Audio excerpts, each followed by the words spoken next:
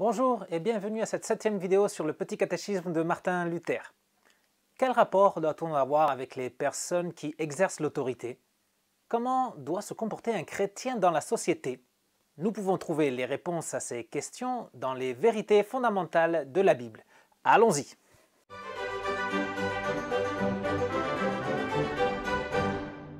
La première table de la loi, avec les 3 premiers commandements, nous enseigne que nous devons aimer Dieu.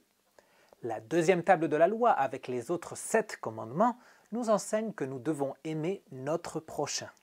À propos de notre façon de voir notre prochain, Jésus dit dans Matthieu 22, 39 « Tu aimeras ton prochain comme toi-même ».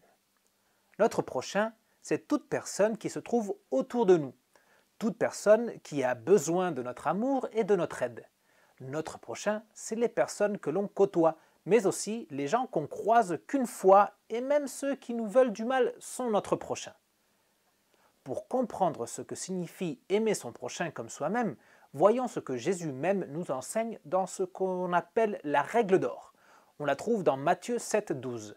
« Tout ce que vous voudriez que les hommes fassent pour vous, vous aussi faites-le de même pour eux, car c'est ce qu'enseignent la loi et les prophètes. » Donc c'est très simple, il faut apprendre à se mettre à la place de l'autre et penser à ce qu'on voudrait qu'on fasse pour nous si on était à leur place.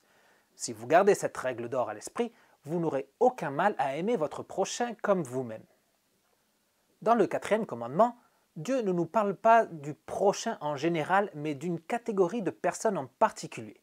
Nous trouvons le commandement dans Exode 20, 12.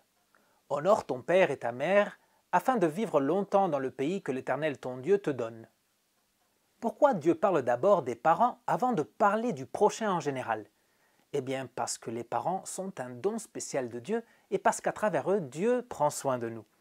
Ils sont les représentants de l'autorité de Dieu dans la famille. Si on n'a pas ses parents et qu'on vit chez ses grands-parents ou chez son oncle et sa tante ou qu'on a des parents adoptifs, c'est la même chose, ils sont représentants de l'autorité de Dieu sur nous. Les parents doivent être honorés, mais eux aussi ont des responsabilités envers les enfants. Il est dit dans Éphésiens 6, 4. « Quant à vous, pères, n'irritez pas vos enfants, mais élevez-les en leur donnant une éducation et des avertissements qui viennent du Seigneur. » Les parents doivent se montrer dignes de l'honneur que Dieu leur accorde et ils doivent servir Dieu en exerçant leur autorité sur leurs enfants conformément à sa volonté.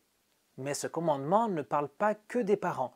Il y a d'autres personnes qui sont représentantes de l'autorité et que nous devons honorer. Il nous est dit dans Romains 13, 1 que chacun se soumette aux autorités qui nous gouvernent, car toute autorité vient de Dieu et celles qui existent ont été établies par Dieu. Ceux qui nous gouvernent sont les représentants de l'autorité de Dieu et sont les instruments de Dieu par lesquels il prend soin de nous et il nous protège. De notre côté, Dieu nous demande de les considérer comme des supérieurs et de les honorer comme on fait avec les parents. Et comme les parents, ceux qui gouvernent doivent se montrer dignes de l'honneur que Dieu leur accorde. Il est dit à ceux qui gouvernent dans Proverbes 31, 8 et 9 « Ouvre ta bouche pour celui qui ne peut pas s'exprimer, pour la cause de tous les délaissés. Ouvre ta bouche, juge avec justice et défends le malheureux et le pauvre. » Ceux qui nous gouvernent devraient reconnaître la mission qu'ils possèdent et craindre et aimer Dieu afin de gouverner la nation avec justice. Ils devraient se souvenir qu'ils devront rendre des comptes de la façon dont ils ont gouverné. Il y a d'autres supérieurs placés en autorité sur nous et que nous devons honorer. Nous lisons dans Éphésiens 6, 5 « Obéissez à vos maîtres terrestres avec crainte et profond respect, avec sincérité de cœur comme à Christ. » Que ce soit à l'école ou au travail, nous avons des supérieurs, des chefs, des directeurs, des superviseurs ou des professeurs. Ils doivent eux aussi être considérés comme des représentants de l'autorité de Dieu et être honorés. Et comme pour les parents et le gouvernement, les supérieurs à l'école et au travail, eux aussi, ont leurs responsabilités devant Dieu. Il est dit dans Éphésiens 6, 9 « Quant à vous, maîtres, agissez de même envers eux et abstenez-vous de menaces, sachant que leur maître est le vôtre et dans le ciel, et que devant lui, il n'y a pas de favoritisme. » Si chacun fait sa part, tout devrait marcher à merveille. On va parler d'une dernière catégorie de personnes placées en autorité sur nous. On lit dans la première carte aux Thessaloniciens, chapitre 5, verset 12 « Nous vous demandons, frères et sœurs, de reconnaître ceux qui travaillent parmi vous, qui vous dirigent dans le Seigneur et qui vous avertissent. Les pasteurs de l'Église sont des représentants de l'autorité de Dieu, mais dans le domaine spirituel. Ils ne doivent pas exercer leur autorité comme le gouvernement ou les parents, c'est-à-dire sur les choses quotidiennes, mais parce qu'ils nous enseignent la parole de Dieu, ils méritent d'être honorés aussi. Et comme pour les autres représentants de l'autorité de Dieu, les pasteurs eux aussi reçoivent des indications précises. On peut lire dans 1 Pierre 5, 2 et 3 « Prenez soin du troupeau de Dieu qui est sous votre garde en veillant sur lui non par contrainte, mais de bon gré selon Dieu. Faites-le non par recherche d'un gain, mais avec dévouement, non en dominant sur ceux qui vous sont confiés, mais en étant les modèles du troupeau. » On a donc vu que le commandement dirige notre attention vers nos parents, les autorités civiles, nos chefs ou nos enseignants et nos pasteurs. Voyons maintenant ce que Dieu attend de nous vis-à-vis de ces personnes. L'explication du petit catéchisme nous enseigne. Nous devons craindre et aimer Dieu afin de ne pas mépriser ou irriter nos parents et nos supérieurs, mais de les honorer, de les servir, de leur obéir avec amour et respect. Lorsque le Seigneur nous demande d'honorer notre Père et notre Mère et tous nos supérieurs, il nous interdit de faire le contraire. Nous pouvons lire dans le livre des Proverbes chapitre 23, verset 22 « Écoute ton père, lui qui t'a donné naissance, ne méprise pas ta mère quand elle est devenue vieille. » Le contraire d'honorer, c'est mépriser. Dieu nous interdit dans ce commandement de mépriser nos parents ainsi que nos supérieurs. On les méprise lorsqu'on ne prête pas attention à la dignité que Dieu leur a donnée, ou lorsqu'on les rabaisse, ou quand on se moque d'eux. Pas facile, hein? Le livre des Proverbes, dans le chapitre 17, verset 25, ajoute « Un fils stupide est une source de chagrin pour son père et d'amertume pour celle qui l'a mis au monde. » Notre conduite a aussi des effets sur nos parents et nos supérieurs. Quand on fait des choses stupides, on déçoit nos parents et même parfois on les met en colère. Le catéchisme nous enseigne que nous devons éviter d'irriter nos parents et supérieurs. Dans le cas où ces représentants de l'autorité de Dieu se mettent en colère contre nous, ce n'est pas un péché, car ils montrent de cette façon que Dieu ne tolère pas une mauvaise conduite.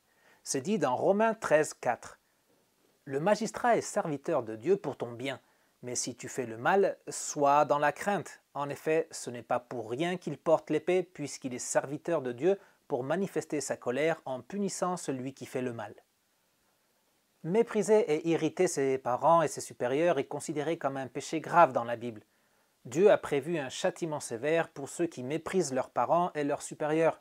Celui qui se moque de son père et de sa mère sera maudit par Dieu s'il ne se repent pas. On peut lire dans Proverbes 30, 17 « L'œil qui se moque d'un père et qui méprise l'obéissance envers une mère, les corbeaux de la rivière le crèveront et les petits de l'aigle le mangeront. » Passons maintenant à ce que Dieu attend de nous quand il nous demande d'honorer nos parents et nos supérieurs. D'abord, il faut savoir qu'honorer, c'est reconnaître les parents et les supérieurs pour ce qu'ils sont vraiment, les représentants de l'autorité de Dieu. Les honorer, c'est les respecter et leur donner une place élevée dans nos cœurs. Mais les honorer se reflète aussi sur notre conduite et notre attitude. On peut lire à la fin du verset 17 dans Malachie chapitre 3 « J'aurai compassion d'eux comme un homme a compassion de son fils qui le sert. » On honore nos parents et nos supérieurs quand on leur rend service. Servir signifie faire quelque chose pour quelqu'un même quand cela ne nous est pas demandé. On sert ses parents et ses supérieurs lorsqu'on les aide sans qu'ils nous le demandent, en essayant de les aider et de réduire leur travail. Mais un tel service n'est pas demandé qu'aux jeunes enfants. On doit continuer d'honorer ses parents et les servir lorsqu'on devient adulte et qu'eux commencent à vieillir. On lit dans 1 Timothée 5,4 « Si une veuve a des enfants ou des petits-enfants, qu'ils apprennent à exercer la pitié d'abord envers leur propre famille et à rendre à leurs parents ce qu'ils ont reçu d'eux, car cela est agréable à Dieu. » Le Seigneur Jésus a honoré sa mère quand sur la croix, il demande à Jean de s'occuper d'elle. Honorer ses parents, c'est aussi, si nécessaire, pourvoir à leurs besoins. De cette façon, on montre notre gratitude envers eux pour tout ce qu'ils nous ont donné. On honore les parents et les supérieurs aussi d'une autre façon.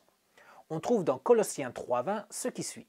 « Enfants, obéissez en tout à vos parents, car cela est agréable au Seigneur. » Si nous voulons honorer nos parents ainsi que nos supérieurs, nous devons aussi leur être obéissants. L'obéissance suppose qu'on nous a demandé de faire quelque chose. C'est souvent le cas à la maison, à l'école ou au travail. Obéir, ça veut dire tout d'abord écouter ce qu'on nous demande, puis l'accepter et finalement faire ce qui nous est demandé. Cependant, il y a une limite à notre obéissance et à notre service envers nos parents et nos supérieurs. On lit dans Actes 5, 29. Il faut obéir à Dieu plutôt qu'aux hommes. Lorsque nos parents ou nos supérieurs nous demandent de faire quelque chose de contraire à la volonté de Dieu, ils dépassent leur autorité et dans ce cas, on ne doit pas obéir. De même, on ne doit pas les servir en prenant une initiative qui va contre la volonté de Dieu. On ne va pas voler de la nourriture pour apporter quelque chose à manger à la maison, par exemple. Pour que notre obéissance honore nos parents et supérieurs, on doit faire ce qu'on nous demande avec plaisir et pas de mauvaise humeur. Pourquoi on devrait obéir avec plaisir? L'apôtre Paul dit souvent « parce que c'est agréable au Seigneur » et nous, on veut faire ce qui fait plaisir à notre Sauveur. Mais aussi, on devrait obéir avec plaisir parce que le commandement vient avec une promesse.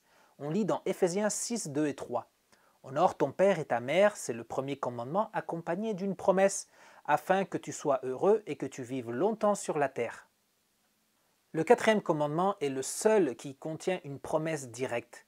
Cela montre combien il est important pour Dieu. Dieu promet une vie heureuse et bénie à tous ceux qui honorent leurs parents et leurs supérieurs en les servant et en leur obéissant avec plaisir. Et Dieu tient toujours ses promesses. Nous avons la preuve en Jésus-Christ. C'est tout pour aujourd'hui. On est arrivé à la fin de cette vidéo. Réponds maintenant au quiz qui se trouve dans la description et on se retrouve bientôt pour continuer notre étude des vérités fondamentales de la Bible. Ciao!